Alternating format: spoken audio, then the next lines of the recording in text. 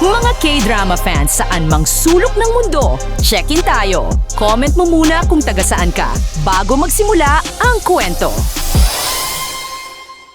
Naglalakad na ang maliit na batang ito ng 3 araw nang hindi kumakain. Ngayon, sobrang gutom na siya. Bigla, nakita niya ang kamote na nakapatong sa lupa. Mabilis niyang kinuha ang isang piraso at isinubo. Biglang may lalaking bata na lumapit at sinabing pangpakain iyon ng mga baka. Pagkatapos, itinuro niya ang isang tabi at sinabing ito ang para sa tao. Pero hindi inaasahan, nakita niyang masayang-masaya ang mga baka dahil nakakakain sila ng masasarap na bagay. Tiningnan niya ang batang babae na maganda ang suot, hindi mukhang mahirap. Dahil matapat ang batang lalaki, ginawa niya ito ng hapunang puno ng pagkain pero ayaw nitong kumain dahil wala siyang pera.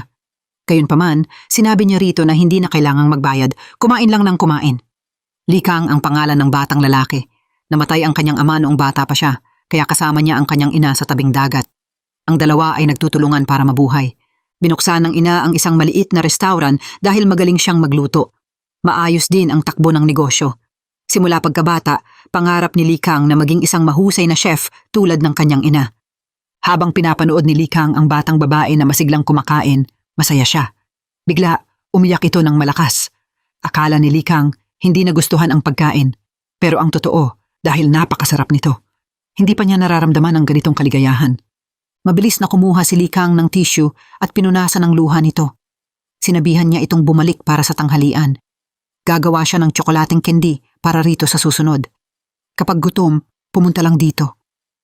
Tanghali na nang ilabas ni Likang ang paborito niyang tsokolate. Personal niyang ginawa itong bilog na tsokolate para sa batang babae pero hindi niya napansin at natapon ang gatas. Nasunog ang kanyang braso. Sa parehong oras, pinagalitan din ang batang babae ng kanyang ina dahil tumaas ang timbang nito ng 150 gramo. Ngayon, nakaupo na siya sa kotse pauwi sa Seoul. Binendahe ni Likang ang kanyang kamay at pinilit tiisin ang sakit habang ginagawa ang bilog na tsokolate. Naalala niya ang masayang eksena ng batang babae habang kumakain at bigla siyang ngumiti. Pero 2 oras na ang nakalipas, hindi pa rin dumarating ang batang babae. Dinala ni Likang ang tsokolating candy sa gate at naghintay. Tumingin-tingin siya, pero wala pa rin ito. Biglang may mamahaling sasakyan na huminto sa harap ng pinto. Bumaba ang mga mayayamang tao. Akala ni Likang ang batang babae na iyon, pero nang tumakbo siya roon, hindi pala. Akala niya, bisita para sa tanghalian, kaya sinabi niyang sarado ang restaurant. Diretso niyang tinanong ang pangalan niya. Ang ama ba niya ay si Lee Sang-hun? Tapat na sinagot ni Likang ang lahat. Nasiyahan din ang matanda. Nang sandaling iyon, lumabas ang kanyang ina at nakita sila. Biglang nagbago ang ekspresyon nito. Nag-usap ang mga matatanda sa loob habang naglalaro naman sa dalampasigan sina Likang at Lee Jun na magkasing edad. Pero sobrang yabang ni Lee Jun. Sinabihan niya si Likang na manatili na lang dito habang buhay. Hindi pa rin siya nagalit pero may kinuha siyang bato mula sa lupa at hinagis kay Likang. Sa kasamaang palad, tumama ito sa ulo nito at dumugo ng husto. Hindi napigilan ni Likang ang sarili. Tumayo siya at itinulak si Lee Jun kaya nahulog silang dalawa sa dagat. Dinala silang dalawa sa ospital. Punong-puno ng dugo si Likang at nakahiga sa kama. Hindi alam kung buhay o patay. Pero isang intern lang ang nasa tabi niya. Sa kabilang banda, si Lee Jun ay minor injuries lang pero napalibutan siya ng mga doktor. Nag-alala ang ina ni Likang sa kalagayan ng anak kaya mabilis niyang pinakiusapan ang doktor na tulungan siya. Pero hindi inaasahan, sinigawan siya ng matandang babae. Ang espesyalista sa tabi nito ay nagsabing magpapadala na lang sila ng ibang doktor. Pagkatapos, umalis na sila. Walang magawa ang ina. Sa sandaling iyon, naalala niya ang sinabi ng lola. Ang bata pala ay apo ng pinakamalaking korporasyon sa Korea. Lumingon siya sa anak na walang malay sa ospital at sinigaw ang tunay na pagkakakilanlan ni Likang. At ang pahayag na ito ang lubos na nagbago sa kanyang buhay. 25 taon ang lumipas ng mabilis. Pagkatapos lumaki, lumuhod si Likang sa altar ng kanyang ina. Lubog sa mga alaala noong mga panahong iyon.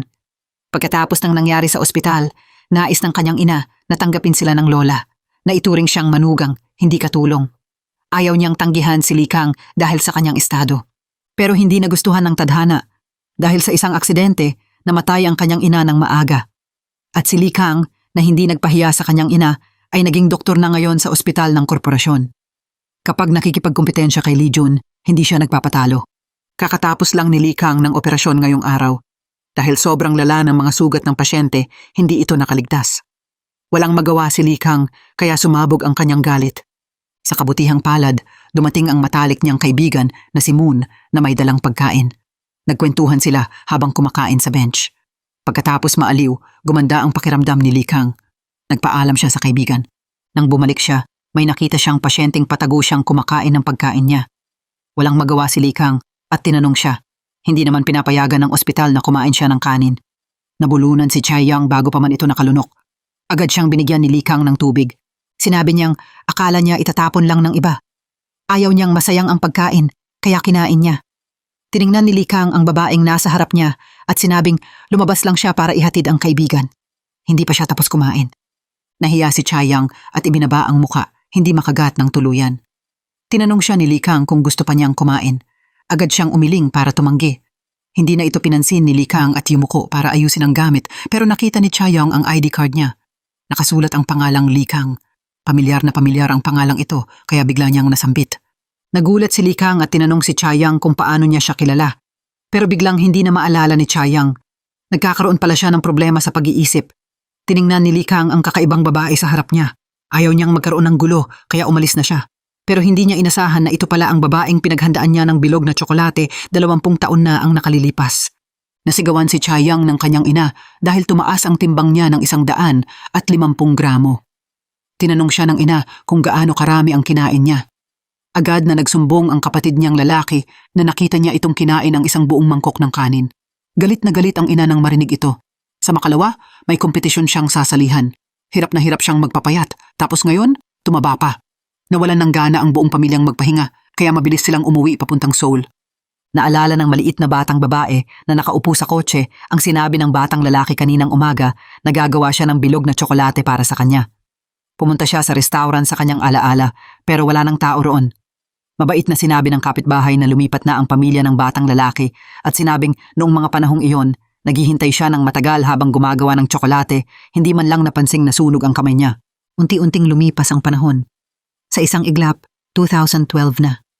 Nawala ang dati niyang masayang pamilya pagkatapos ng lindol at mula noon, nasira ang kanyang pag-iisip. Marami siyang nakalimutan. Bawat buwan, kailangan niyang magpatingin sa ospital para sa regular na check-up. Ngayon, nagpunta si Chaiyang sa ospital gaya ng dati. May nakita siyang kahon ng kimbap sa bench at akala niya itinatapon lang kaya kinain niya ng ilang subo. Ngayon, isa na palang chef si Chaiyang. Paborito niyang gumawa ng tsokolate. Laging nasa puso niya ang batang lalaki noong mga panahong iyon. Habang masaya siyang kumakain, may biglang nagtanong sa likuran niya kung hindi ba siya pinapakain ng ospital. Nahiya si Chaiyang at hindi makalunok. Isa pala itong doktor na paparating. Nang makita niya ang ID card na may pangalang Likang, bigla niyang nasabi ito. Pero biglang bumalik ang kanyang demensya, kaya hindi niya maalala kung sino ito. Pagbalik niya sa kwarto, naalala niya na kapangalan ito ng batang lalaki noong mga panahong iyon. Ang lalaking idolo niya ay nakita pa siyang ganoon ang itsura. Sobrang nahiya si Chaiyang. Sinabi ng kapatid niyang lalaki na marami namang taong magkapangalan, kaya hindi naman siguradong siya iyon. Kaya agad na lumabas si Chaiyang para tingnan kung siya nga ang batang lalaki noon. Nang makita niyang paparating si Likang, kinabahan siya at mabilis na tumakbo. Ni hindi niya alam kung anong sakit meron siya. Pero sa isang sulyap kanina, alam niyang hindi na ito ang parehong tao. Biglang nagkita ulit sila sa harap ng elevator. Natakot si Chaiyang at mabilis na tumakbo pero nakalimutan niyang may nakakabit pa siyang IV. Dinala siya pabalik ni Likang sa kwarto para maibalik ang karayom.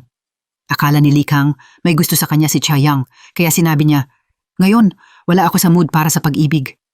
Pinayuhan niya itong sumuko na lang. Habang nag-iisip, nakita ni Chaiyang ang peklat sa kamay ni Likang. Naalala niya ang sinabi ng kapitbahay noon. Sa gabi, kumakain si Likang kasama ang mayamang pamilya.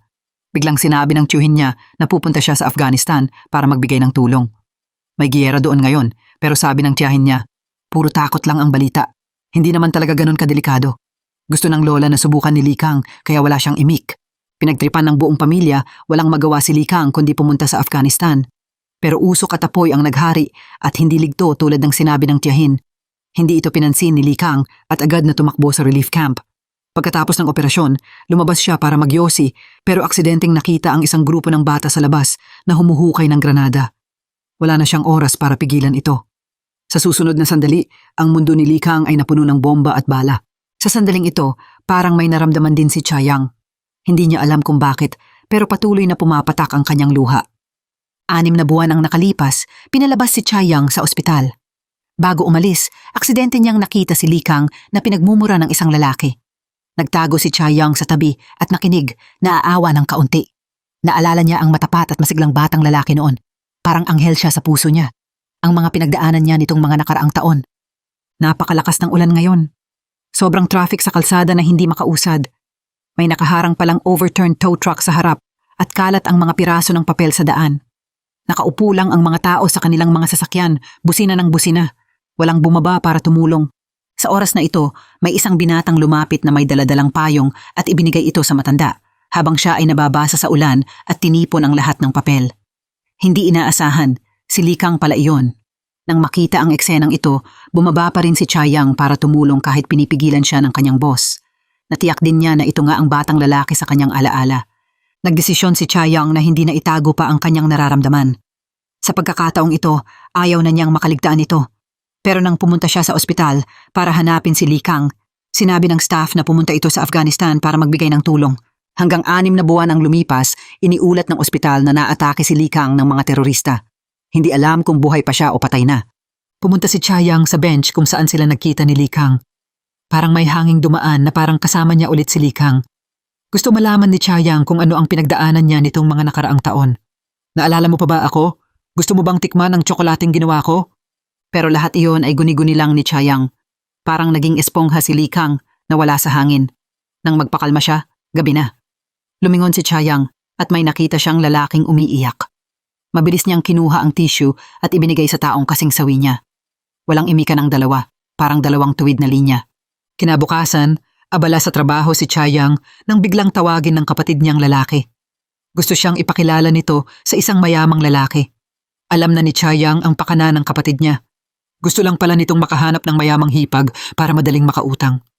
Nakita ito nang hindi sinasadya ng lalaking kagabi. Lumabas si Chayang para magpakalma. Ibinigay ni Min Seong ang pitaka na nahulog niya sa bench kagabi. Nagpasalamat siya pero hindi niya inasahan na madalas na pala itong magpapakita sa buhay niya.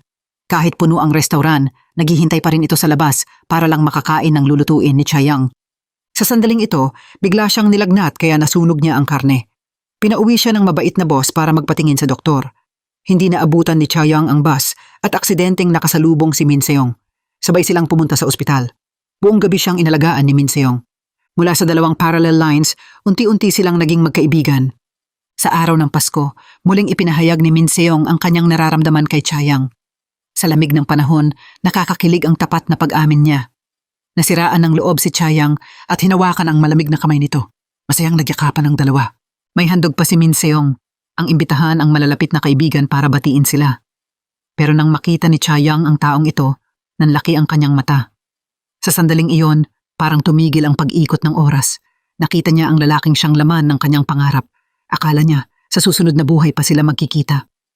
Parang naramdaman ni Likang ang matinding pagtingin niya, kaya agad niyang tinanong kung nagkita na sila dati. Bago pa man makapagpakalma si Chayang, nagbiro ang kasintahan sa tabi niya. Huwag mo nang gamitin ang lumang pick-up line na yan, kakapanhik ko lang sa'yo. Ngayon, dapat masaya si Likang dahil nakahanap ng tunay na pag-ibig ang matalik niyang kaibigan. Taos puso niyang binati ang dalawa, pero nanatiling naguguluhan si Chayang. Masiglang ipinakilala ni Min Seong ito bilang kanyang best friend. Ang pangalan nito ay Likang. Isang taong muling nabuhay mula sa kamatayan. Pero hindi napansin ni Min Seong na namumula ang mga mata ni Chayang. May mga puting snowflakes na bumabagsak mula sa langit. Isa na namang puting Pasko ang taong ito. Hawak ni Min Seong si Likang sa kaliwang kamay at si Chayang sa kanan.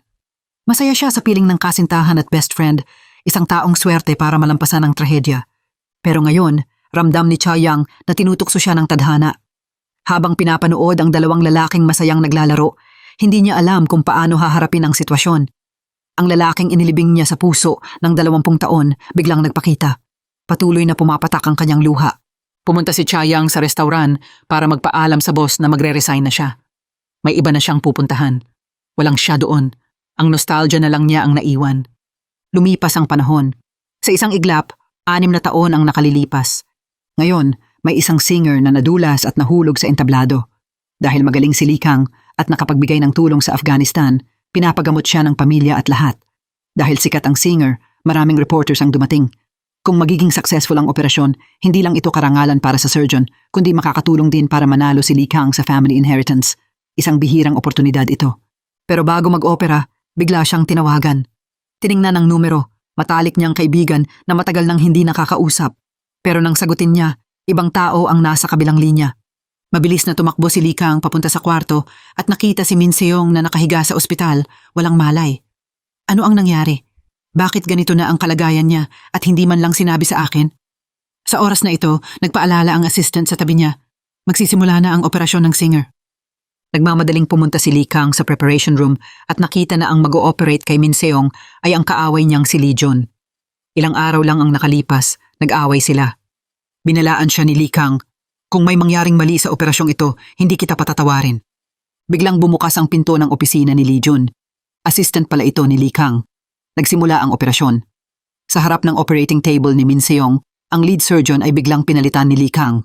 Kasabay nito, lumabas din si Lee Jun sa operating room ng singer. Pinili ni Li Kang na isakripisyo ang bihirang oportunidad para sa matalik niyang kaibigan. Lumipas ang oras, tapos na ang operasyon. Pumasok si Lee Jun sa isang grand press conference, ipinahayag ang successful na operasyon. Agad na inireport ng major media. Lumaganap online ang pagiging magaling ni Lee Jun. Tumataas ang reputasyon niya parang saranggola sa hangin. Pero hindi ngumiti ang swerte kay Li Kang. Nabigo ang operasyon ni Min Seong. Nakaupo siya sa sahig, puno ng panghihinayang. Patuloy ang pagpatak ng kanyang luha. Dumating ang ama ni Min Seong para aliwin si Li Kang. Alam mismo ni Lee Jun na maliit lang ang pag-asa, kaya hindi niya sinabi kay Li Kang. Umaasa pa rin ang ama ni Min Seong na may himala. Nang makita niyang sinisisi ni Li Kang ang sarili sa pagkabigo ng operasyon, pinasalamatan siya nito dahil ginawa naman niya ang lahat. Kahit lahat ay sumuko na, naalala ni Li Kang ang matalik niyang kaibigan na malapit nang mawala. Nasiraan siya ng loob at hindi mapigilang umiyak. Makalipas ang isang linggo, bumisita si Li Kang kay Min Seong sa Social Protection Center. Parehong masaya ang dalawa sa kanilang pag-uusap, parang dati. Mukhang hindi naman pala nakakatakot ang kamatayan. Habang nagkukwentuhan, dinala ng staff ang kanin. Nang makakain lang si Min Seong ng isang subo, agad niyang ibinaba ang kutsara. Tinanong agad ni Lee kung saan siya masakit. Pero ang sagot lang ni Min Seong, ang hirap lunukin ngayon. Gusto ko lang kumain ng dumplings. Agad na nagsabi si Li Kang na siya ang magluluto. Pero hindi inaasahan, ang gusto lang ni Min Seong ay ang luto ni Chayang. Sinabi pa niya, ito ang pinakamasarap na kinain ko sa buong buhay ko. Galit na galit si Li Kang. Hanggang sa huli, bakit pa niya binanggit ang babaeng iyon? Pero sinabi ni Min Seong na kung makakain niya ang dumplings na ginawa ni Chayang bago siya mamatay, wala na siyang ibang panghihinayang. Sa parehong panahon, nasa malayong lugar si Chayang, walang kaalam-alam sa lahat ng nangyari. Bigla siyang tinawagan. Nagkagulo pala ang kapatid niyang lalaki. Nasira niya ang isang bote ng alak na nagkakahalaga ng mahigit 8 milyong won. Walang magawa si Chayang kaya napilitan siyang maglipat ng pera sa may-ari ng tindahan. Pero biglang may sinabi ang kanyang kasamahan na may paparating na paligsahan sa pagluluto. Ang premyo sa mananalo ay isang bote ng alak na nagkakahalaga ng 8 milyong won. Labis na natuwa si Chayang dahil ito ang kanyang lakas. Nagpuyat siya ng buong gabi para makalikha ng pinakamasarap na putahe. Mabilis na nagsimula ang kompetisyon. Naghanda ang mga kalahok ng kanilang mga ulam at naghintay sa pag-evaluate ng mga hurado. Pero nang makita niya ang mga hurado, nanlaki ang mata ni Chayang nang makita si Li Kang na 6 na taon niyang hindi nakita.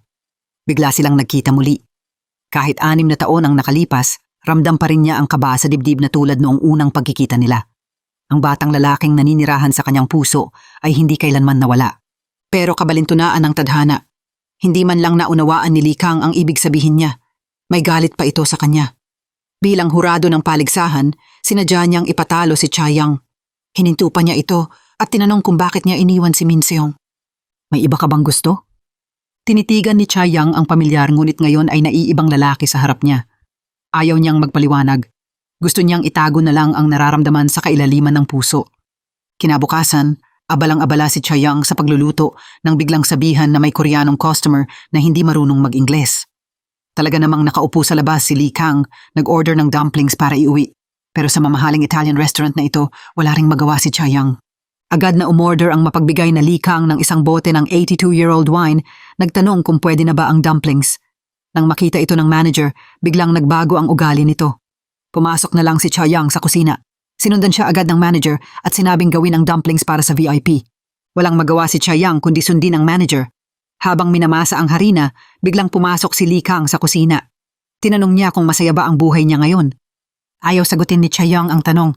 Sinabi niyang bawal ang customer sa kusina, kaya inanyayahan niyang lumabas ito. Pero sinabi ni Li Kang, hindi mo ba alam kung ano na ang kalagayan ni Min Seong ngayon?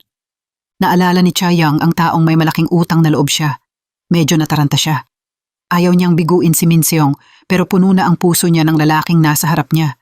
Kaya sinabi niyang wala na sila ni Min Seong kaya hindi na sila dapat magparaya habang buhay. Dapat may sariling buhay ang bawat isa. Nang marinig iyon, labis na nadismaya si Li Kang. Para kay Min Seong, hindi ito patas. Ayaw niyang magdusa ang matalik niyang kaibigan. Hindi niya inasahan na ang hiling nito bago mamatay ay makakain ng dumplings na ginawa ng babaeng ito. Para kay Li Kang, isang taong walang puso si Chayoung. Hindi makapaniwala si Chayoung nang sabihin nitong konting oras na lang kay Min Seong. Gusto niyang kumpirmahin pero umalis na si Li Kang. Sa paglabas niya, nakita niya ang kapatid ni Chayoung. Akala niya ito ang bagong boyfriend nito pero wala na itong saysay ngayon. Sa oras na iyon, tumawag si Min Seong kay Li Kang. Sinabi nitong nag-abroad siya para hanapin si Chayoung pero hindi niya ito matagpuan. Pinayuhan niya si Min Seong na kalimutan na ang dumplings. Marami pang masarap na pagkain sa mundo. Tinitigan ni Chayoung ang papalayong si Li Kang. Ramdam niyang napakalaki ng utang niya kay Min Seong. Pagbalik ni Li Kang sa bansa, dinalhan niya agad ito ng pinakamasarap na dumplings sa Korea. Pero wala itong lasa na hinahanap ni Min Seong. Labis na nadismaya si Min Seong. Hindi niya natupad ang huling hiling ng kaibigan. Nagsisi rin si Li Kang pero hindi niya alam na nagbalik loob si Chayoung dahil kusang niyang inoperahan ang kaibigan. Kaya may pagkakasala siya kay Lee Jun. Hindi lang siya pinapirma ng pamilya, pinag-resign pa siya sa ospital. Hindi na rin siya pinapasok sa bahay. Puro interes lang ang pamilyang ito, walang pagkatao. Nakaupo si Li Kang sa kotse at nag-isip. Bigla niyang nakita ang kanyang childhood diary at naalala ang pangarap niyang maging chef. Tinitigan niya ang bawat putahing nakasulat sa notebook. Gusto niyang gumawa ng dumplings para kay Min Seong. Pero hindi niya inasahan na ang babaeng sinabihan niyang walang puso ay nakatayo sa labas. Nakikita ang pinakamagaling na surgeon sa Korea na nagkakandara pa. Magulong-magulo ang damdamin ni Chayoung. Kahit hindi sila nagkatuluyan ni Min Seong, gusto rin niyang maging masaya ito. Pero ngayong maghihiwalay na sila ng landas ng buhay at kamatayan, lalo siyang nanghihinayang. Ang magagawa na lang niya ay lutuan ito ng masarap na dumplings. Biglang may tumawag kay Li Kang. Sinabi ng direktor na nagka-brain hemorrhage ang kaibigan ng lola niya. Mapanganib ang kalagayan nito. Dapat daw bumalik si Li Kang para mag-opera. Kung successful, hindi siya pananagutan sa nakaraang operasyon. Pero alam ng lahat na bitag ito dahil napakababa ng success rate. Kapag nabigo, si Li Kang ang sasalo. Sa isang mayamang pamilya, hindi mo alam kung kailan ka ipapahamak. Pero dumating si Lee Jun para kausapin ang ama. Ayaw niyang manalo kay Li Kang sa ganitong paraan. Hindi niya kayang aminin na mas magaling si Li Kang. Bago magsimula ang operasyon, pumasok si Lee Jun para patunayan na hindi siya susuko. Pero sadyang inasar siya ni Li Kang. Kung hindi ka takot sa responsibilidad, ikaw ang humawak ng scalpel dahil orihinal na pasyente ito ni Lee Jun. Nainis si Lee Jun sa pang-iinsulto ni Li Kang, kaya siya na ang nag-opera. Pero sa gitna ng operasyon, dahil sa kapabayaan, dumugo ng husto ang pasyente. Delikado ang sitwasyon. Sa kritikal na sandali, tinulungan ni Li Kang si Lee Jun para matapos ang operasyon. Naayos ang sitwasyon. Nagtagumpay ang operasyon. Nang makita ni Lee Jun na talo na naman siya, umalis ito ng galit. Sa kabilang banda, nakatayo si Chayoung sa lugar ni Min Seong at personal itong nilutuan ng dumplings. Pagkatapos ng operasyon, inaya ni Li Kang si Min Seong na mamasyal dahil 10 taon na silang hindi nakikita. Gusto ni Li Kang na mas makasama ang kaibigan sa huling mga araw nito, pero biglang dumating ang kanyang assistant na puno ng dugo. May aksidente at maraming pasyente ang kailangang operahan. Walang magawa si Li Kang kundi unahing magligtas ng buhay. Sa kabilang banda, natapos na rin ni Chayoung ang dumplings. Ibinigay niya ito sa kasintahan ni Min Seong. Nagsinungaling siya at sinabing si Li Kang ang gumawa. Tiningnan ni Min Seong ang mangkok ng dumplings, hindi makapaniwalang nagluto para sa kanya ang pinakamagaling na doktor. Pero nang makakain siya ng isang subo, nanatili siyang nakatitig. May kakaibang ginhawa sa puso niya. Parehong-pareho ang lasa noong araw na iyon. Alam ni Min Seong na bumalik na siya. Tumingin siya sa labas ng bintana. Nasiyahan siya. Samantala, pagod na pagod si Li Kang sa maghapong operasyon. Naalala niya ang usapan nila ni Min Seong, kaya mabilis siyang tumawag, pero walang sumagot. Makalipas ang ilang minuto, may tumawag para sabihing pumanaw na si Min Seong sa lugar kung saan sila dapat mamasyal. Ang lahat ng bagay ay may katapusan. Nasa magkaibang lugar sina Li Kang at Chayoung.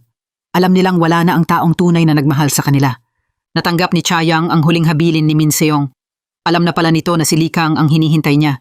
Pero dahil labis siyang nagustuhan ni Min Seong, hindi sila nagkatuluyan. Maikli ang buhay, huwag sayangin. Sana alagaan ni Chayang si Lee Kang sa hinaharap. Natikman na niya ang dumplings bago siya pumanaw, kaya wala na siyang panghihinayang. Nang makita ni Chayang ang huling sulat kamay ni Min Seong, nasiraan siya ng loob. Pumunta siya sa lugar kung saan huling nagpunta ito, pero nandoon lang si Lee Kang, nag-iisang nangingisda sa ulan. Doon pala niya inaalala ang kaibigan. Lumapit si Chayang ng paisa-isa, parang hindi sila binabasa ng malakas na ulan. Tumayo siya sa harap ni Lee Kang at sinabing siya ang gumawa ng dumplings para kay Min Seong. Nasiyahan ito ng kainin iyon. Nang banggitin ang pangalang iyon, hindi napigilan ng dalawa ang kanilang emosyon. Pagkatapos magsalita, umalis na si Chayang, iniwan si Lee Kang na nag-iisa. Sa oras na ito, nagpadala rin ng mensahe ang ama ni Min Seong. Kahit siya ay wasak ang puso, pinilit pa rin niyang pumunta para makapagpaalam sa matalik niyang kaibigan. Sa pag-uwi, nakita ni Lee Kang si Chayang na nakatayong walang imik sa gitna ng ulan. Kaya sinabi niyang sumakay ito sa kotse. Wala namang masasakyan itong taxi sa ganitong panahon. Walang imikan ang dalawang nakaupo sa loob ng sasakyan. Hindi rin gusto ni Lee Kang ang ex ng kaibigan niya. Sinabi niya kay Chayang na huwag na itong magpakita pa sa hinaharap. Pagkatapos magsalita, tumahimik siya. Tinitigan ni Chayang ang lalaking minahal niya ng 20 taon. Hindi niya alam kung paano haharapin ang sitwasyong ito. Marahil itinadhana na ng Diyos na magkaroon sila ng pagkikita pero wala nang pagkakautang. Lalong lumakas ang ulan. Buong araw nag-opera si Lee Kang at ngayon ay lubos na pagod na. Ilang beses na muntik sumalpok sa sasakyang nasa harap. Para sa kaligtasan, nagpasya siyang huminto muna at magpahinga bago magpatuloy. Dahil sa labis na pagod, mabilis siyang nakatulog. Maingat na pinatay ni Chayang ang windshield wipers para hindi maingay at makaistorbo. Habang pinapanood ang lalaking mahimbing na natutulog, naisip niyang hindi na sila muling magkikita. Hindi napigilan ni Chayang na hawakan ang mukha nito. Ngunit biglang nagising si Lee Kang. Bago pa man makapaliwanag, biglang bumangga ang kotse sa likuran nila. Hindi alam kung gaano katagal bago muling nagising si Lee Kang. Nang makita niya si Chayang na dumudugo ng husto bilang doktor, alam niyang malubha ito. Hindi inintindi ang sariling sugat at dali-daling dinala si Chayang sa pinakamalapit na ospital. Pagkatapos suriin, sinabi ng doktor na malala ang sugat at kailangan ng agarang operasyon. Pero sa liblib na lugar na ito, wala halos magagaling na doktor. Nagpasya si Lee Kang na siya mismo ang mag-oopera. Tiningnan siya ng doktor at hindi makapaniwala. Hindi maganda ang kalagayan ni Lee Kang pero kailangan niyang kumilos. Nagbendahe lang siya ng madalian at nagbihis ng surgical gown. Kahit hindi niya gusto ang babaeng ito, ayaw niyang mapahamak ito. Matagumpay ang operasyon. Gamit ang lakas ng loob at karanasan, natapos ni Lee Kang ang operasyon kay Chayang bago siya mahulog sa pagkahapo. Nang malapit na siyang mawalan ng malay, parang nakita niya si Lee Jun sa harap niya. Mabilis na lumipas ang 1 pang taon. Nabawi ni Lee Kang ang kanyang kalusugan. Ngayon, pinamumunuan niya ang mga intern at itinuturo kung paano iwasan ang artery. Pero nang hawakan niya ang karayom, nanginginig ang kanyang mga kamay. Nagkunwari siyang nagde-demonstrate ng maling paraan. Nang subukan ulit, nanginginig pa rin. Biglang kinabahan si Lee Kang. Hindi niya alam kung bakit nangyayari ito, pero maraming estudyante ang nakamasid. Pinigilan niya ang hininga at matagumpay na naipasok ang karayom sa artery. Pumalakpak ang lahat, pero hindi siya mapakali sa nangyari. Tinawag siya ng dean para mag-opera sa asawa ng isang tycoon na nagka-brain hemorrhage. Malaking oportunidad ito para sa kanya dahil may magandang anak ang pasyente, ang napiling mapangasawa ni Lee Jun. Nagsimula ang operasyon, pero nang hawakan niya ang scalpel, nanginginig ang kamay niya. Nakita ito ng surgical assistant at nagtaka. Sinubukan niyang kumalma, pero ganun pa rin. Napansin din ito ng mga nanonood. Agad na pumalit ang anak ng dean. Umalis si Lee Kang nang may panghihinayang. Hinawakan niya ang kanang kamay. Gusto niyang malaman kung ano ang problema. Bumalik siya sa opisina para magpa-CT scan. Nakita niyang may natirang blood clot sa nerve. Nabigla siya. Ibig sabihin, hindi na siya makakapag-ospital mula ngayon. Sumuko si Lee Kang. Gusto niyang magwala. Pagkatapos ng lahat ng pagsisikap, ito ang resulta. Naalala niya ang aksidente 1 taon ang nakalilipas. Bago siya mawalan ng malay, nakita niya si Lee Jun. Galit na pumasok si Lee Kang sa opisina nito at tinanong, "Ano ang ginawa mo sa katawan ko? Gusto mo bang makuha ang mana at sirain ang buhay ko?" Pero hindi ininda ni Lee Jun. Kumpiyansa niyang sinabing kung hindi dahil sa kanya, patay na si Lee Kang. "Ako ang nagligtas sa buhay mo," sabi niya. Tinanong siya ni Lee Kang kung bakit hindi niya ginamot lahat ng blood clot. Pero sagot lang ni Lee Jun, ang ginawa ko noon ang pinakamabuting desisyon. Hindi ito matanggap ni Lee Kang, pero wala na siyang magagawa. Sa Social Protection Center, masayang nagluluto si Chai Yang para sa lahat. Matapos gumaling, doon na siya nanirahan. Nakakagaan ng puso ang pagluluto. Wala na siyang kinalaman kay Lee Kang. Marahil sa buhay na ito, wala silang kapalaran. Masaya ang bawat araw. Araw-araw din dumadalaw ang kapatid niya. Lagi nitong pinagkakakitaan ang mga matatanda, pero nahuhuli siya ni Chai Yang at pinapabayad. Nagluluto rin siya ng masasarap na pagkain para sa batang may cancer, sinisigurong mabubuhay ito hanggang 100 taon. Biglang may bata na nagyaya ng hide and seek. Sumama si Chai Yang at nagtago sa closet. Buong araw siyang hinanap ng mga bata, pero nakalimutan na nilang naglalaro pala sila. Natulog si Chai Yang sa loob ng closet. Nang maggabi, sa madilim na silid, parang bumalik siya sa nakakatakot na lindol noong siya ay 12 taong gulang. Sa labas ng center, nag-aabang ang lahat para sa bagong doktor. Si Lee Kang pala. Pinupuri siya ng mga nurse. Pagkatapos magpakilala, pumasok si Lee Kang sa opisina. Pero may narinig siyang ingay sa loob ng cabinet. Binuksan niya ito at nakita si Chai Yang na nanginginig. Dati ay pinangakuan nilang hindi na magkikita, pero tinutukso sila ng tadhana. Tatanungin sana niya kung bakit nandoon ito, pero biglang sumigaw si Chai Yang, "May mga tao pa sa loob!" At hinagod siya habang umiiyak. Pagkatapos, biglang nawalan ng malay. Dinala ni Lee Kang si Chai Yang sa infirmary. Doon niya nakita ng malinaw. Si Chai Yang pala ang hindi niya nakita ng 1 taon. Nagtanong siya kay Miran kung bakit nandoon ito. Sinabi lang ni Miran na naghihirap si Chai Yang. Nagluluto siya roon para mabayaran ang utang ng kapatid. Habang nakatingin sa walang malay na si Chai Yang, nagbago ang tingin ni Lee Kang dito. Nagkaroon ng welcome party para kay Lee Kang. Pero nang makita niya ang mga bata at matatanda, naalala niyang dating magaling siyang neurosurgeon. Ngayon, nandito na lang siya para alagaan ang mga malapit ng mamatay. May pait sa puso niya. Nagpasalamat lang siya ng formal at umalis. Sa paglabas, nakasalubong niya si Chai Yang. Nagkatinginan sila. Ayaw magsalita ng isa. Hindi makapagsalita ng isa. Muling nagtagpo ang kapalaran pero patuloy silang nagkakamali. Kinabukasan, hindi tinanggap ni Lee Kang ang kapalaran. Bumalik siya sa walang pusong bahay pero sinigawan siya ng lola. Hindi mo nga maalagaan ang sarili mong katawan. Isang sirang surgeon ay parang basura lang. Ayaw sumuko ni Lee Kang. Pero pinahiya siya ng lola. Pinakuha ng lola ang isang plato ng beans. Kung makakayod siya nito, papayagan siyang bumalik. Subalit 2 beses siyang nagkamali. Tuwang-tuwa ang tiyuhin at tiyahin. Mukhang mapapasaanak na nila ang lahat ng yaman. Lubog sa panghihinayang, bumalik si Lee Kang sa Social Protection Center. Doon, may nakita siyang magkasintahang bata. Naka-wheelchair ang babae at malungkot ang lalaki. Sinabi ng dean na dati niyang estudyante ito. Parehong hinahangaan ang magkasintahan, pero ngayon, kailangan na nilang magpaalam sa mundo. Sa oras na ito, naghahanda si Chai Yang ng mga sangkap sa pagluluto nang biglang may humampas sa kanyang stick. Si Ginoong Kim pala. Gusto niyang dalhin si Chai Yang para kumain ng black bean noodles. Masama ang pakiramdam ni Chai Yang kaya sinabihan niya itong bukas na lang.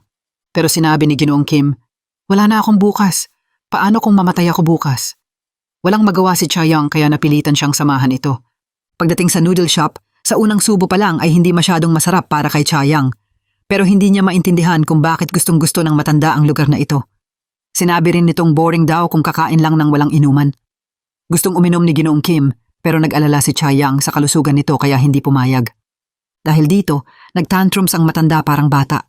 Sinabing hindi siya aalis hanggat hindi nakakainom. Nang pauwi na si Chai Yang, biglang may motorsiklong bumangga kay Ginoong Kim. Nahulog ito sa kalye. Pagpasok sa medical room, sinigawan siya ni Lee Kang. Pero wala itong pake at sinabing, "Anong karapatan mong sigawan ako?" Walang magawa si Lee Kang kundi gamutin ang sugat nito. Lumingon siya at nakita ang nag-aalalang si Chai Yang. Bigla siyang nagalit at nagsabi, "Bakit ba sa tuwing magkikita tayo, laging may masamang nangyayari, para kang malas?" May dahilan pala si Ginoong Kim sa pagpunta sa noodle shop pero hindi nakapaliwanag si Chai Yang. Masyado itong seryoso at sinabing sana huwag na siyang maging problema. Sa panahong ito, aalis na siya agad. Nang makita ang taong mahal na mahal niya sa loob ng 20 taon na kinamumuhian siya, nasaktan si Chai Yang. Biglang nagkaroon ng allergic reaction ang isang pasyente. Sinisigawan ng direktor si Mrs. Han sa kusina dahil nakalimutan nito ang allergy ng pasyente. Nagagalit din sa sarili si Mrs. Han pero wala talaga siyang maalala. Nakita ito ni Chai Yang. Naawa siya at nag-alala sa kalagayan ng pasyente. Pinalaya sila ng direktor. Samantala, ginagamot ni Lee Kang ang pasyente. Tiningnan niya ang nanginginig niyang kamay. Sa huli, ibinaba niya ang karayom dahil hindi na maipapadala sa ospital ang pasyente. Pinilit kumalma ni Li Kang. Buti na lang at natapos ng maayos at ligtas ang pasyente. Nalulungkot si Mrs. Han. Pinilit siyang muling magluto ni Cha Yang. Nang matikman, lumabas na hindi pala iyon ang allergen. Aminado ang kapatid na nagkamali siya, pero patuloy pa rin ang pagdududa ni Mrs. Han. Malapit na ang hapunan at kung hindi sila magluluto, magugutom ang lahat. Mabilis na pumasok si Cha Yang sa kusina. Hindi niya nakalimutang aliwin si Mrs. Han at sabihang magsabi kung may problema. Natapos ni Cha Yang ang pagkain at dinala agad sa dining room. Masaya siya nang makita ang masisiyang kumakain ng lahat, pero hindi madali ang mag-isa. Dumating si Mrs. Han na may daladalang sabaw at hindi na siya nagagalit sa sarili. Ngumiti rin si Cha Yang. Nang tanghali, habang naghahanda ng pagkain, dumating ulit si Ginoong Kim at sinabing dalhin siya sa noodle shop. Pero ngayon, ayaw nang sumama ni Cha Yang. Baka matanggal siya sa trabaho. Nagalit ang matanda at hinanap ang kapatid ni Cha Yang pero ayaw rin sumama nito. Diretsa pa nitong sinabing kahit ilang beses siyang pumunta, hindi niya makikita ang anak niya dahil iniwan siya ng gago sa noodle shop. Ayaw tanggapin ni Ginoong Kim ang katotohanan. Galit na hinampas ng stick ang kapatid ni Cha Yang. Sakto namang nakita ito ni Cha Yang. Kahit ayaw niya sa kapatid, ipinagtanggol pa rin niya ito. Sa galit na hulog si Ginoong Kim. Nakita rin ito ni Li Kang. Dali-dali niyang dinala sa hospital room si Ginoong Kim. Nakahiga ang matanda at gustong pumunta sa noodle shop. Alam ng lahat ang dahilan, kaya pinalma nila ito. Sinabing sarado ang noodle shop ngayon at bukas na lang siya dadalhin. Nagpadala na rin daw sila ng mensahe sa noodle shop. Kapag dumating ang anak nito, tatawagan agad ang ospital. Sa oras na ito, nagluto rin si Cha Yang ng black bean noodles para kay Ginoong Kim. Pero pagdating sa hospital room, malungkot na sinabi ng direktor at ni Li Kang na pumanaw na ang matanda. Kahit alam niya ang mangyayari, mahirap pa rin tanggapin. Nang gabi, nagpunta si Cha Yang mag-isa sa noodle shop. Kukunin niya ang sombrerong naiwan ni Ginoong Kim. Paglabas niya, bigla siyang nakasalubong ni Li Kang. Ayaw niyang kausapin ito. Pero nagulat siya nang anyayahan siya nitong kumain ng black bean noodles. Umorder ito ng 3 portion at inilagay ang isa sa harap ng sombrero ni Ginoong Kim. Malakas ang ulan sa labas. Parehong kumain at uminom ang 3 sa isipan nila. Parang kasama pa rin si Ginoong Kim. Kinagabihan, tuloy-tuloy pa rin ang ulan. Pinautang sila ng payong ng may-ari. Takot na lalong kamuhian siya ni Li Kang, mabilis na umalis si Cha Yang gamit ang dahilang uuwi na siya. Pero nang lumingon siya, hinila siya pabalik ni Li Kang. Gusto niyang isama siya pa uwi. Kinabukasan, habang papasok sa trabaho, naalala ni Li Kang ang nangyari kagabi. Hindi niya alam kung bakit palaging may Cha Yang sa buhay niya. Bigla niyang nakita sa tabi ng kalsada ang batang pasyente sa Social Protection Center, si Ji Yang. Nakaupo ito sa isang madilim na lugar. Nang lalapitan na niya, biglang tumakbo palayo si Ji Yang. Birthday pala ngayon ng nanay ni Ji Yang, kaya gusto niyang bisitahin ito para magbigay ng regalo. Pero napakalayo ng address. Ilang oras ang biyahe. Hindi kayang lakarin ng bata ang distansyang iyon. Para siguradong ligtas, dapat dalhin ni Li Kang si Ji Yang pabalik sa center. Pero nang marinig ang iyak ng bata, naalala niya ang sariling ina. Bigla siyang nanghina ang loob. Nagpasya siyang dalhin ang bata sa nanay nito. Pagkatapos ng ilang oras, nakarating sila sa destinasyon. Nang ihahatid na niya si Ji Yang, biglang may tumawag sa direktor. Tumakbo si Ji Yang papasok sa restaurant kung saan nagtatrabaho ang nanay niya. Pagkatapos ng tawag, hindi na makita ni Li Kang ang bata. Nag-alala siya at hinanap ito.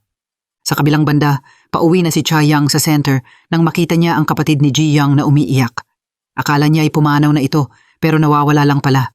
Mas mabuti pa rin. Dali-dali niyang dinala ang kapatid sa bahay ng nanay para hanapin si Ji Yang. Nag-aalala si Li Kang dahil hindi niya makita ang bata. Nang malaman ang address ng nanay, dali-dali siyang pumunta doon at nakita niyang nandun din sina Cha Yang at ang kapatid ni Ji Yang. Pero bigla nilang nakita si Ji Yang na kumakain ng rice cake sa tabi ng kalsada. Nang makita si Ji Yang na ligtas, umiyak ng malakas ang kapatid nito. Dahil sa pagod sa paghahanap, hinimatay ito kaya kailangang dalhin sa ospital para sa IV. Pagkatapos iwan ng 2 bata, dinala ni Cha Yang ang regalo para kay Ji Yang. Naalala ni Cha Yang ang sariling karanasan nang siya'y iniwan ng ina. Tanong niya, bakit mo pinabayaan ang anak mo? Pagkatapos, iniwan ang regalo at umalis. Naiwan ang nanay na tahimik na umiiyak. Birthday din pala ni Ji Yang ngayon. Plano ni Cha Yang na ipagdiwang ito dahil maaaring huling birthday na ito ng bata. Dinala niya si Li Kang sa convenience store para bumili ng sangkap. Habang abala si Cha Yang sa paghahanda, nagbago ang tingin ni Li Kang dito. Gamit ang simpleng kagamitan, nakagawa siya ng magandang hapag. Unay walang pake si Likang, pero unti-unti niyang hinangaan ang galing ni Chayang sa pagluluto. Handa na ang simpleng birthday party. Kumanta ang lahat ng happy birthday sa convenience store. Nang pinaputukan ng kapatid ang mga kandila, nagbiro si Jiyang na malas daw ang may ganong kapatid. Sa sandaling iyon, ibinahagi ni Chayang ang sariling nakaraan para aliwin ang bata. Naalala ni Likang ang unang pagkikita nila sa Social Protection Center. Lalo siyang naging curious sa nakaraan nito. Hindi niya napansing unti-unti nang pumapasok sa puso niya ang babaeng ito. Sa pag-uwi, naalala niya kung paano ginamit ni Chayang ang sariling kabataan para aliwin si Jiyang. Gustong-gusto niyang malaman ang buong kwento. Kinabukasan, dinala ni Likang si Chayang sa ospital para sa routine check-up. Bigla siyang nakasalubong ni Lee Jun. Nabasa niya sa balita na nabigo ang operasyon nito kaya kinondena ng pamilya ng pasyente. Nang aliwin ni Likang, ipinakita ni Lee Jun ang pagkamuhi. Akala niya ay nanlalait lang ito, hanggang sa dumating ang nurse na may daladalang test results ni Chayang. Doon lang na-realize ni Lee Jun na nagkamali siya ng akala. Nahiya siya.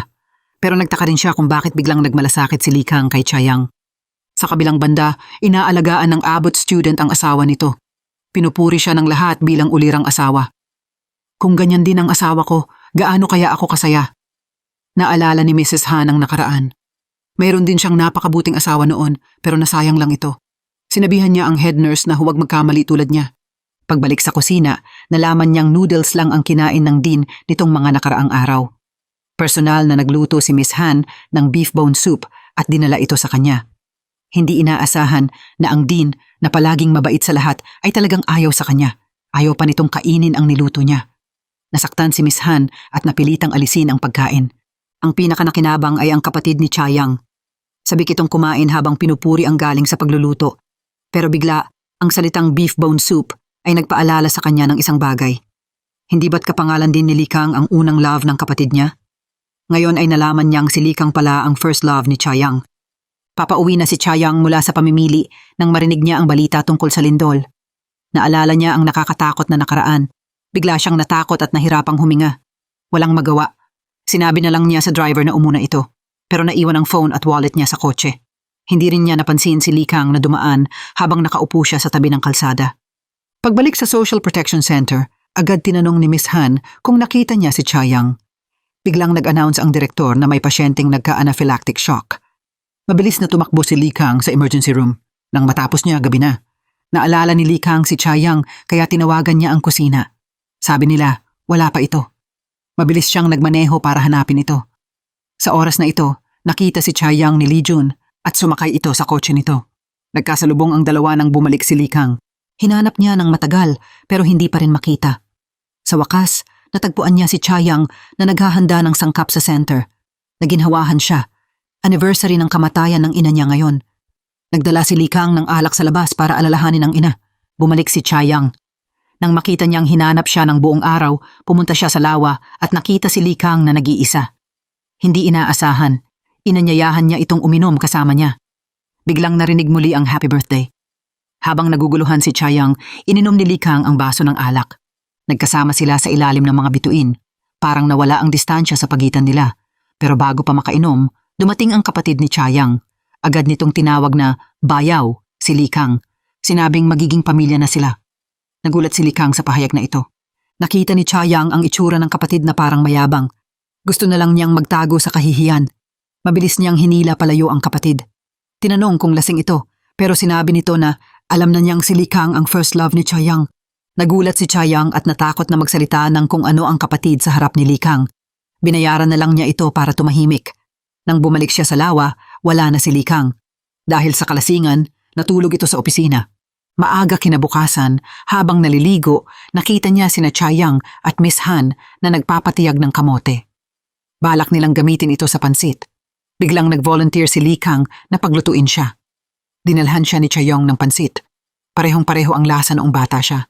Naalala niya ang ina. Agad niyang inanyayahan si Chayang na kumain kasama niya. Pero sinabi nito na kakain na lang kasama ni Miss Han. Kaso, nakatikim lang ng ilang subo, may tumawag kay Likang kaya umalis agad ito. Ang tiyahing pasyente pala ay nagka-allergic reaction. Hindi matanggap ng asawa na hintayin lang ang kamatayan nito kaya dinala sa labas para gamutin. Pinayuhan sila ni Likang pero ininsulto siya bilang doktor na hindi marunong magsalba. Naalala niya ang kanyang nanginginig na kamay at lalo siyang nanghina. Samantala, nag-aalala ang pamilya ni Lee Jun dahil sa pagkamatay ng pasyente. Biglang may tumawag si Seo Hyorin. Masaya ito sa regalong natanggap at gustong magkita sa center. Parehong excited at kabado si Lee Jun dahil simula high school ay gusto na niya si Hyorin. Sa oras na ito, maingat na nagme-makeup si Chayoung kay Hyorin. Kahit may sakit at hindi makakita, ayaw nitong makita ni Lee Jun na masyadong maputla. Tinulungan din siya ni Chayoung sa outfit para bagay sa makeup. Kahit bigla ang lakad, angkop pa rin ang suot niya ngayon. Hinangaan ni Chayoung ang determinasyon ni Hyorin at siniguradong maganda ang itsura nito. Ayaw manatili ni Hyorin sa kulob na kwarto, kaya sinabi nito, "Chayoung, dalhin mo ako sa lawa para makita si Lee Jun." Pumunta sila para makahinga ng sariwang hangin. Gumanda ang pakiramdam nito at naalala ang buhay kasama ang asawa. Bago nagkasakit, puro trabaho lang ang inatupag. Habang nag-uusap, nakita nila si Lee Jun na may hawak na bulaklak. Mabilis na umalis si Chayoung para bigyan sila ng privacy. Dalawang matagal nang hindi nagkikita. Pero nang bumalik sa vegetable garden, biglang may naramdaman si Chayoung na mali sa sinabi ni Hyorin. Sa ospital, may nakatagong sleeping pills sa ilalim ng unan ni Hyorin. Agad na tumakbo si Chayoung pabalik sa lawa. Nakita niyang unti-unting lumulubog si Hyorin. Walang pag-aalinlangan, tumalon si Chayoung para iligtas ito. Pero hindi siya magaling lumangoy. Mabilis silang parehong nanganganib. Dumating si Lee Kang at nakita ang panyo at sapatos ni Hyorin. Alam niyang may problema kaya tumakbo siya. Nakita niyang naghihingalo ang dalawa sa tubig. Walang pagdadalawang isip, tumalon siya at iniligtas sila. Agad niyang binigyan ng CPR si Hyorin pag-ahon. Nasaksihan ni Lee Jun ang pagtatangkang magpakamatay ng minamahal. Nasiraan siya ng loob. Pagkatapos ng first aid, ligtas na si Hyorin. Pumasok si Lee Jun sa kwarto pero hindi ito nakilala ni Hyorin. Akala nito ang asawa ang dumating. Sinuka nito na ayaw na niyang mabuhay dahil pabigat na lang siya. Pigil ang luha, sinabi ni Lee Jun na hindi na niya ito mamahalin. Kahit mamatay ito, hindi siya dadalo sa libing. Hindi siya iiyak.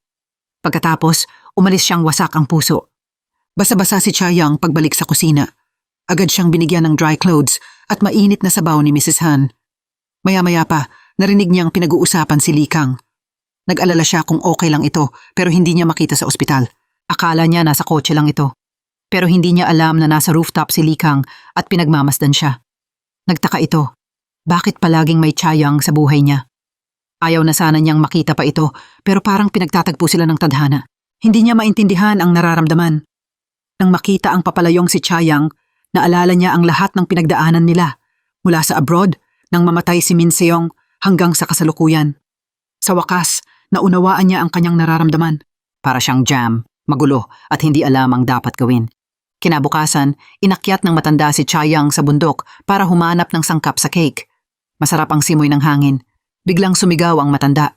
May ahas na nakagat sa binti nito. Natakot si Chayoung at tumakbo sa tuktok para tumawag ng tulong. Pero mahina ang signal at putol-putol ang usapan.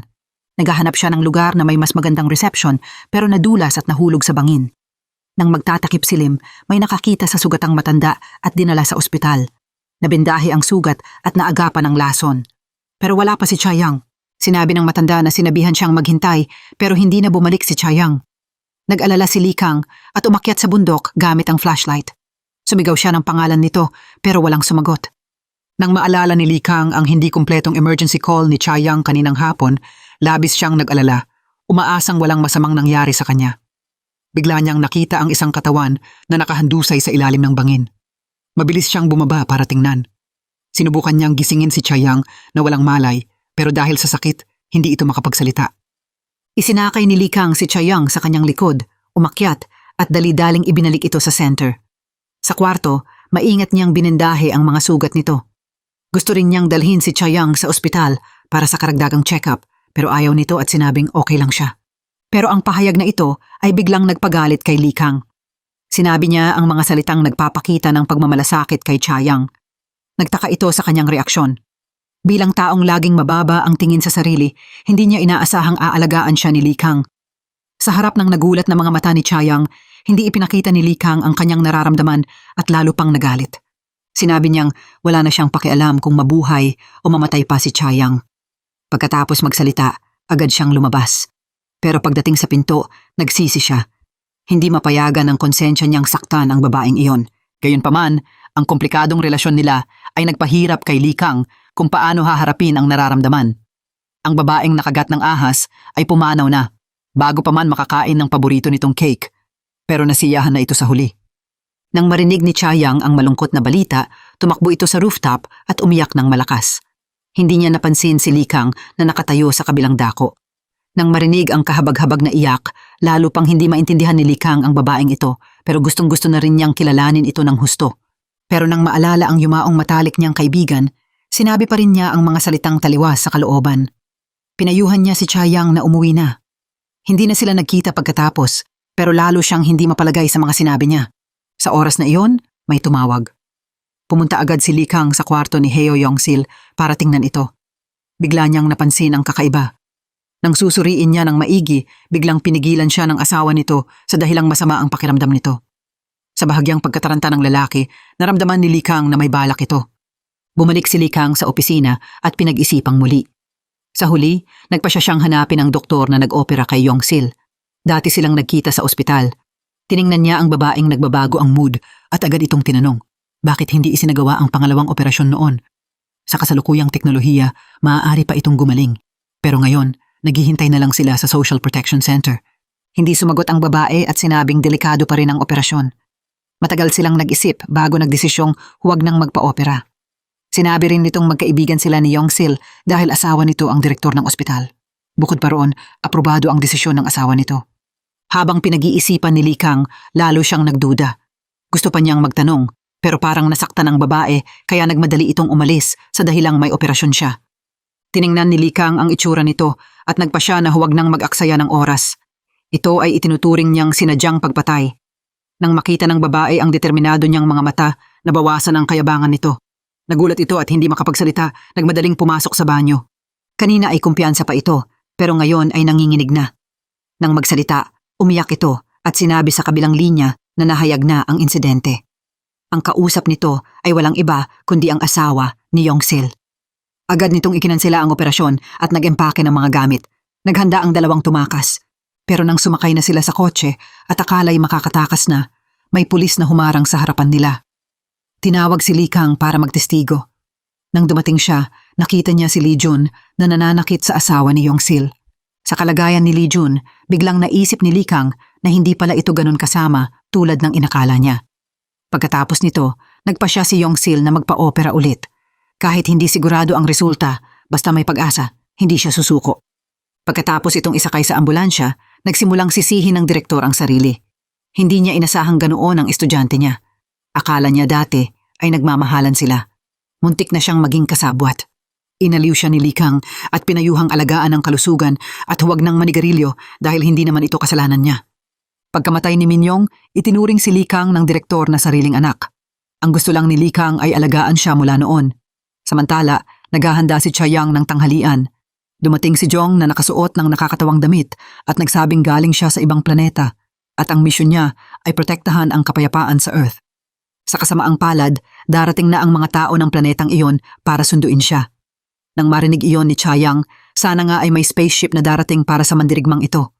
Nang gabi, habang nakaupo sa terrace, tinanong niya kung saang planeta galing si Jong pero tinawanan lang siya ng kapatid nito. "Huwag mong sasabihin sa iba, baka tawagin kang tanga," sabi nito. Pero naniniwala pa rin si Chayang. Nakita ito ni Likang. Parang nabawasan na ang pag-ayaw niya rito. Tulad ng inaasahan, kinabukasan ay nagkasakit si Jiyong. Sa oras na iyon, parang nakita ng mandirigma ang pagdating ng spaceship. Kasama ng ina at mga doktor, natapos ni Jong ang misyon ng buhay at umalis ng walang panghihinayang. Napakaikli ng buhay. Ang magagawa na lang natin ay alalahanin sila habang nabubuhay. Ginamit ni Chayang ang sariling paraan para magpaalam sa tadhana. Gumawa siya ng cake na hugis spaceship mula sa tsokolate. Gusto niyang ipasundo si Jong pabalik sa planeta nito. Maraming taon na ang nakalilipas, sa isang marangyang villa, may batang lalaki na umiiyak habang pinapanood ang balita sa TV. Gumuho ang gusali sa sentro ng lungsod at ang ina nito ay nasa loob. Tumakbo siya sa hapag, nagmamakaawa na iligtas ang ina, pero walang pake ang lahat na parang wala siya. Tanging ang tiyuhin sa tabi niya ang nagkunwang umaliw, nasasagutin daw ito ng pulis. Ang desperadong bata ay lubos na naniniwalang nasa peligro pa rin ang ina. Pero ang pamilya ay kumakain at nag-iinuman na parang walang nangyari. Nakaupo siya sa kwarto, pinapanood ang katulong na itinatapon ang lahat ng gamit ng ina, pati ang mga paborito nitong tsokolate. Nagpasya siyang hindi na siya kakain nito muli. Kailangan niyang kumain ng maraming kanin, para lumaki ng mabilis.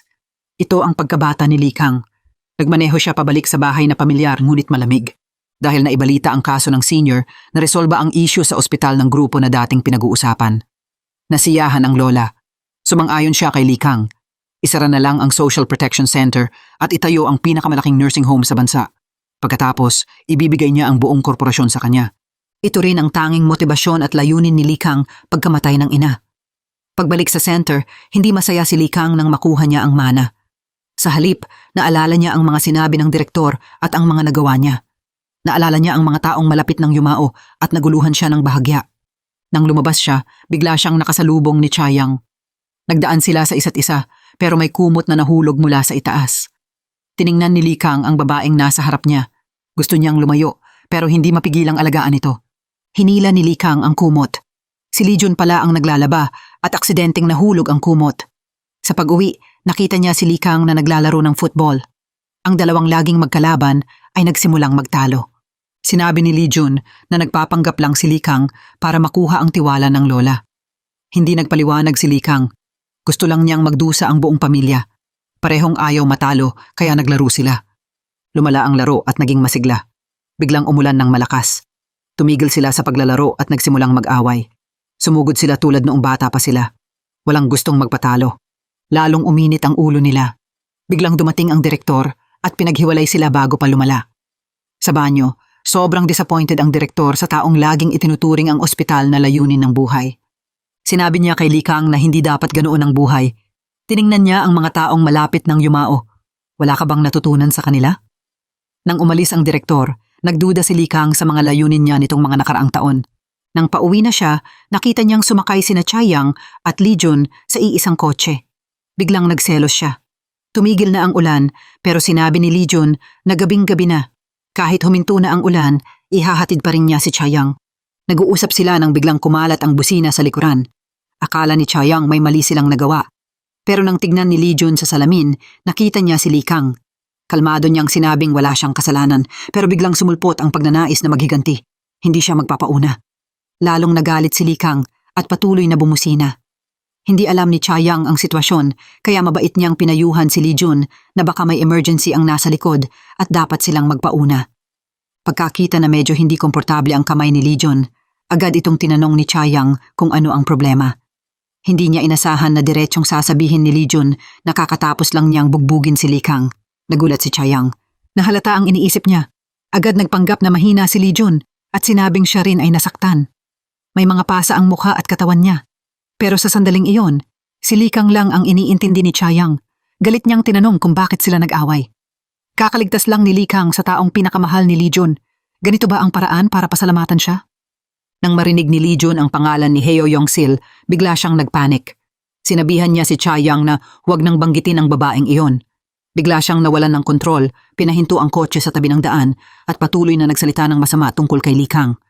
Sa ibabaw, mukha siyang matapat, pero sa totoo, taong mapagkalkula. Nang marinig ang ganitong paghusga sa unang pag-ibig niya, sobrang galit ni Chayang. Sinabi niyang hindi niya lubos na naiintindihan ni Lijun si Likang. Nagtaka ito ng husto. Binuksan ni Chayang ang pinto at bumaba ng kotse. Mas gugustuhin pa niyang maglakad pabalik kaysa umupo pa sa kotse niya. Iniwan niya si Lijun na naguguluhan at hindi maintindihan ang nangyayari. Kinabukasan, dinala ni Chayang ang kapatid ni Jong Soo-hui para kumain ng hamburger. Nagkataon, pumasok din si Likang sa restaurant. Nagkamali pala siya ng naalala. Kahapon pa dapat sila kakain ng bata. Akala ng bata ay pinabayaan siya ni Likang, pero ngayon ay sabay-sabay na silang kakain. Pero sa hapag, kakaiba ang itsura ni Likang at Chayang. Walang gustong tumingin sa isa't isa, patuloy lang sa pagkain. Walang gustong magsalita. Biglang naalala ng bata noong huli siyang nagka-COVID. Tinanong siya ng bata kung nahawa ba siya. Dating biro lang iyon para lokohin ang mga bata, kaya nang tanungin siya, muntik na mabulunan si Likang sa takot na mabuko ang iniisip niya. Mabilis niyang iniwagayway ang kamay at sinabing okay lang siya. Pero habang lalo siyang nag-aalala, lalo siyang umuubo. Akala ng iba ay talagang may sakit siya.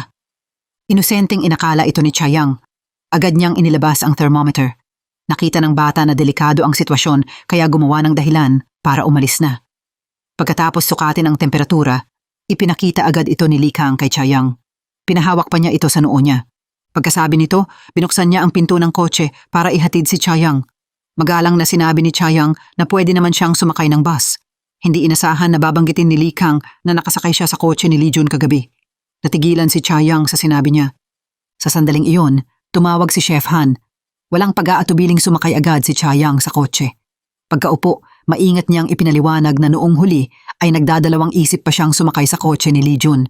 Tahimik na natuwa si Li Kang at biglang ngumiti. Bumalik siya sa center at nakita ang anino ni Chayang na papalayo.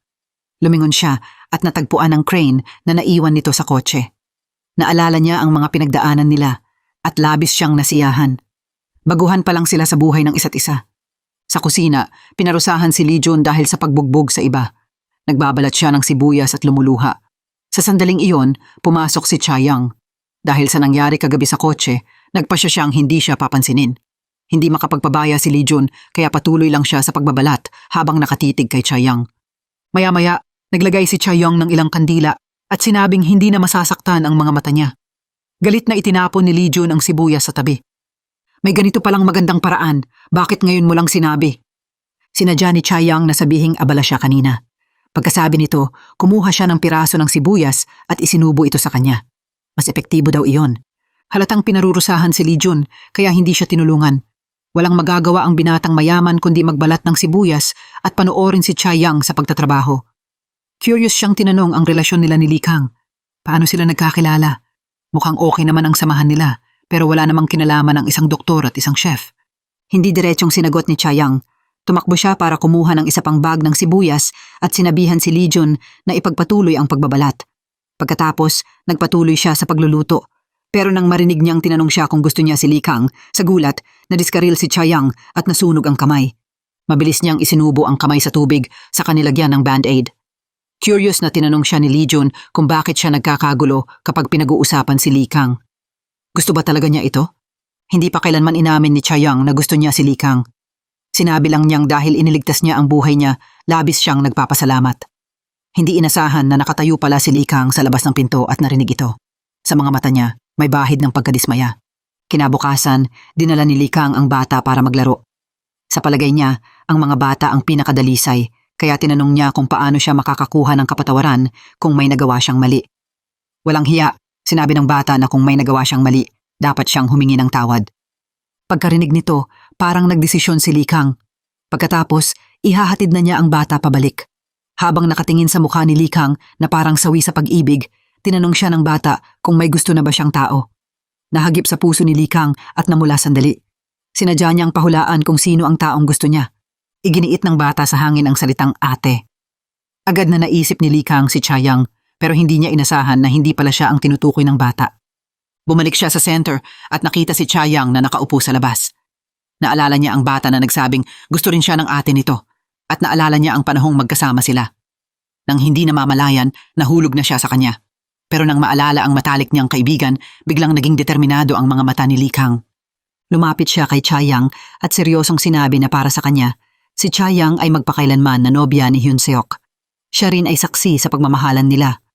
Narinig ito ni Chayang at nilunok ang luha at sinabing, akala ko rin iyon.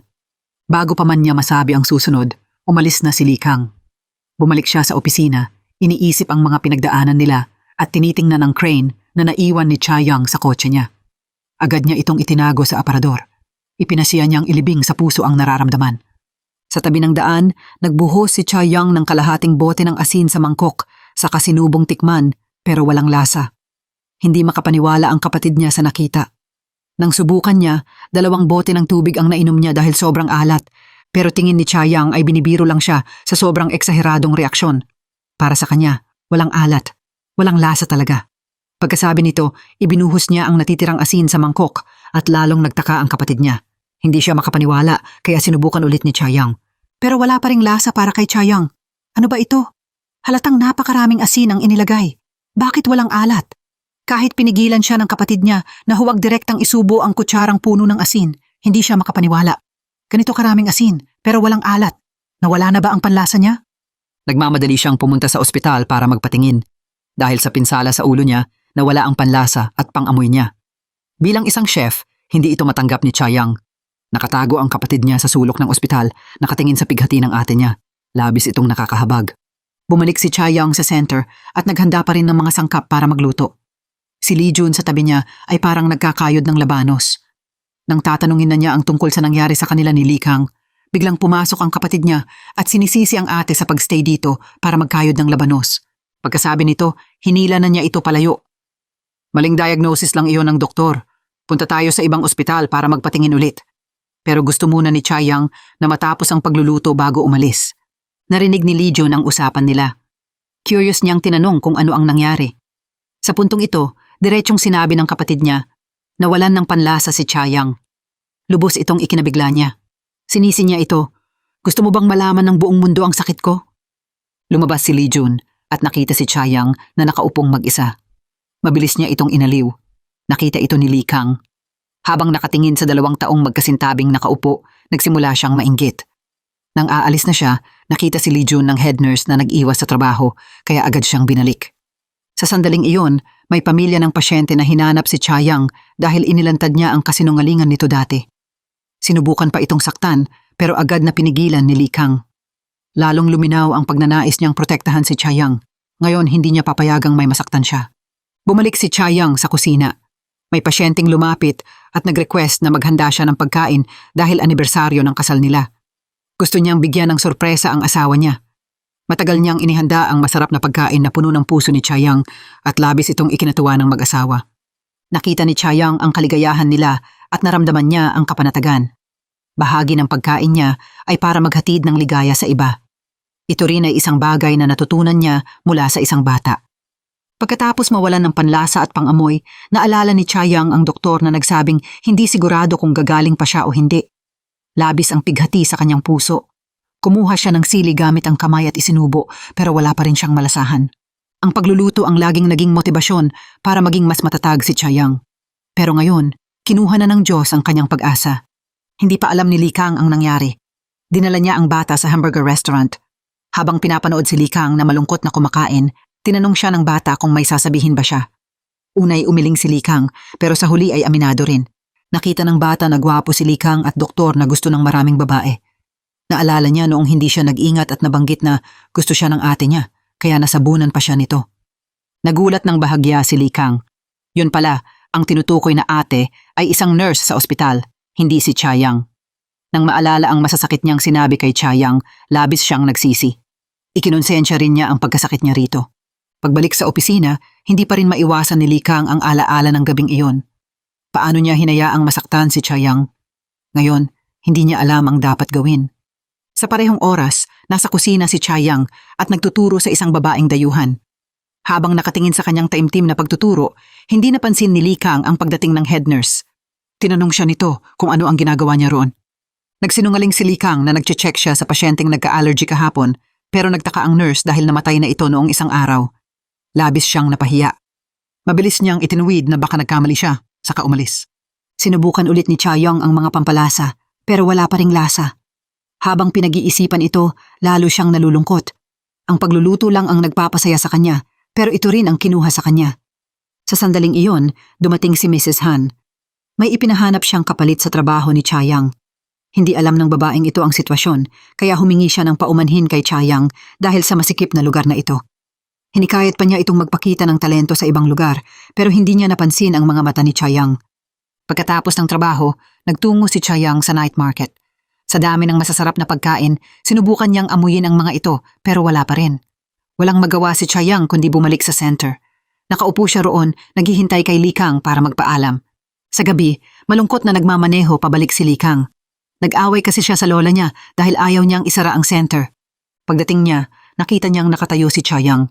Naghintay pala ito sa kanya, pero agad nitong sinabing aalis na siya. Nagulat si Lee Kang sa biglaang paalam. Habang papalayo si Chayang, nagwagi ang damdamin ni Lee Kang sa katwiran. Mabilis niyang hinabol at pinigilan ito.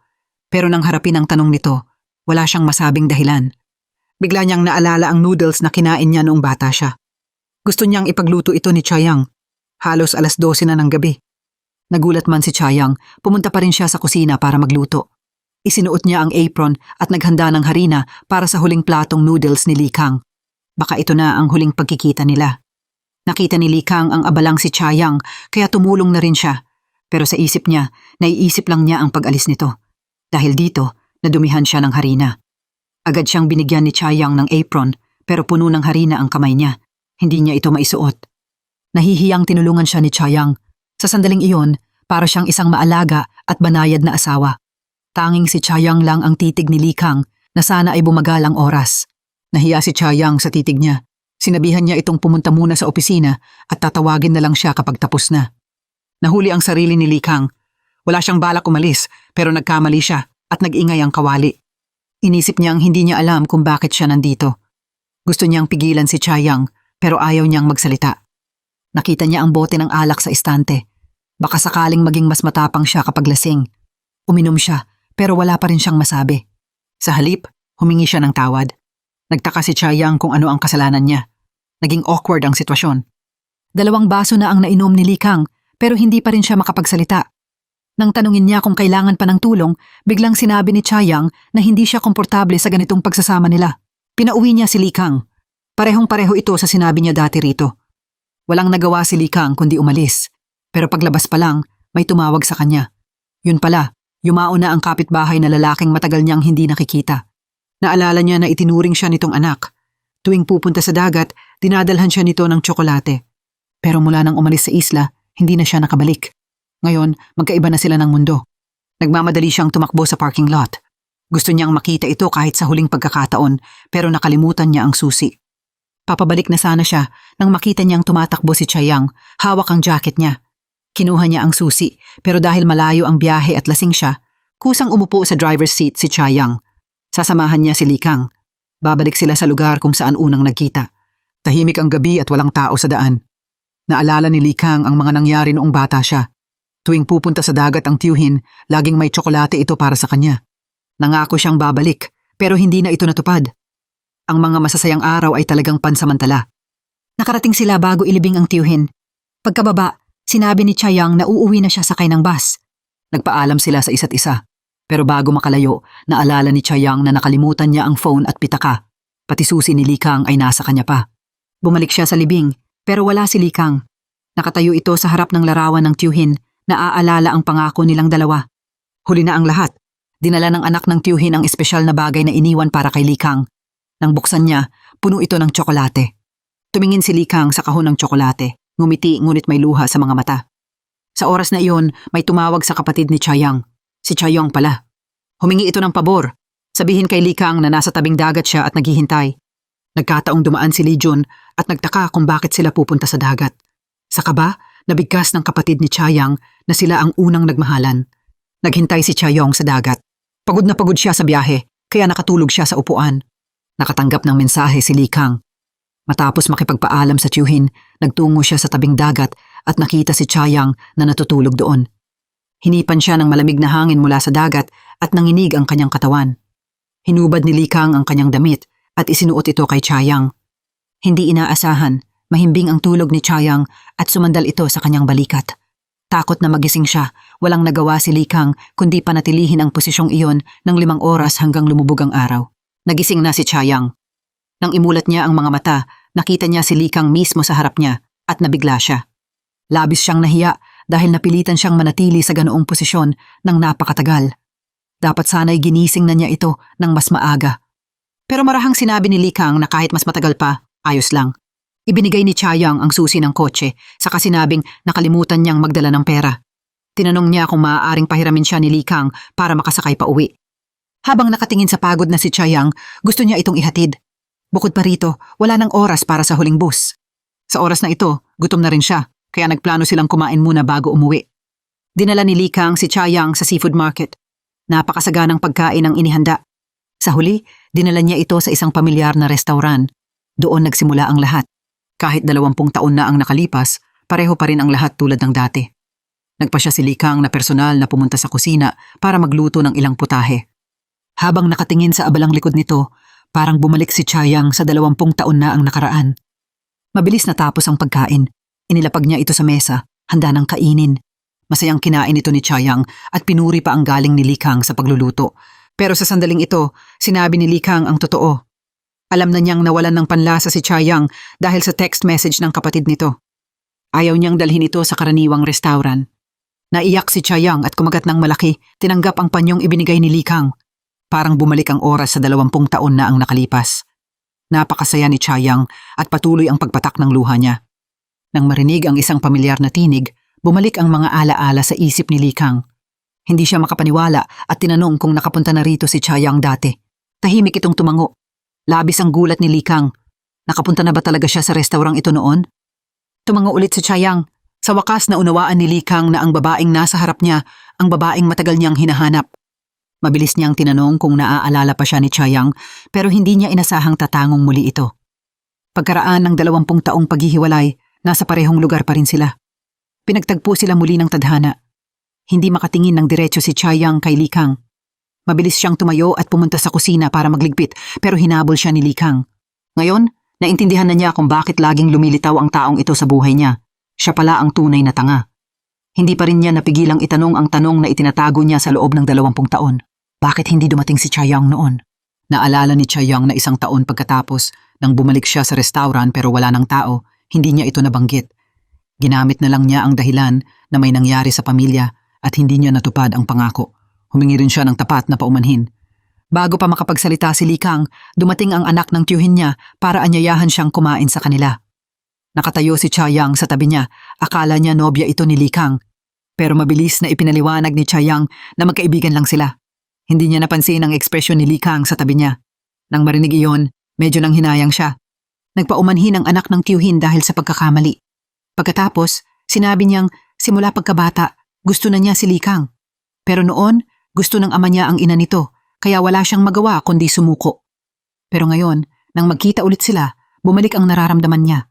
Habang handa na siyang magtapat, diretsyong sinabi ni Likang na may gusto na siyang iba. Pero hindi siya naniwala at tinanong kung sino iyon, kung mas maganda pa ba sa kanya. Gayunpaman, ayaw pag-usapan ni Likang ito.